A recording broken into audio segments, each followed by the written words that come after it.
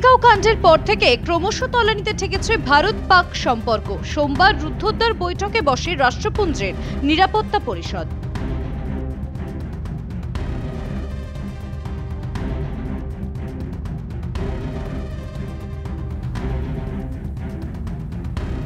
পাকিস্তান রাষ্ট্রপুঞ্জের নিরাপত্তা পরিষদের অন্যতম অস্থায়ী সদস্য। সংবাদ সংস্থা সূত্রে খবর, এদিনের বৈঠকে যে রাষ্ট্রগুলি অংশ নেয় তাদের বেশ কড়া প্রশ্নের মুখে পড়তে হয় পাকিস্তানকে। পেহেলগাঁওয়ে জঙ্গি হামলার পর থেকেই ভারত পাক উত্তেজনার পারদ চড়ছে।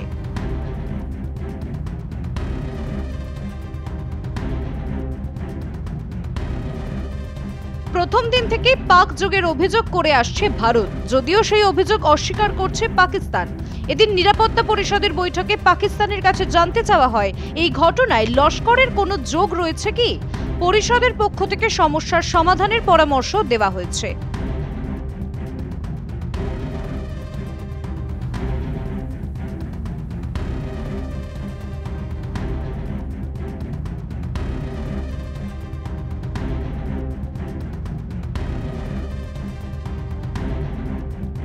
দ্য রেজিস্ট্যান্স ফ্রন্ট আসলে লস্করের ছায়া সংগঠন, যার মূল ঘাঁটি পাকিস্তানে, যারা প্রথম থেকেই পেহেলগাঁও কাণ্ডের দায় স্বীকার করে আসছে। সোমবার পরিষদের বৈঠকে জঙ্গি হামলার নিন্দা করলেও পাকিস্তানকে বিভিন্ন দেশের কড়া সমালোচনার মুখে পড়তে হয়।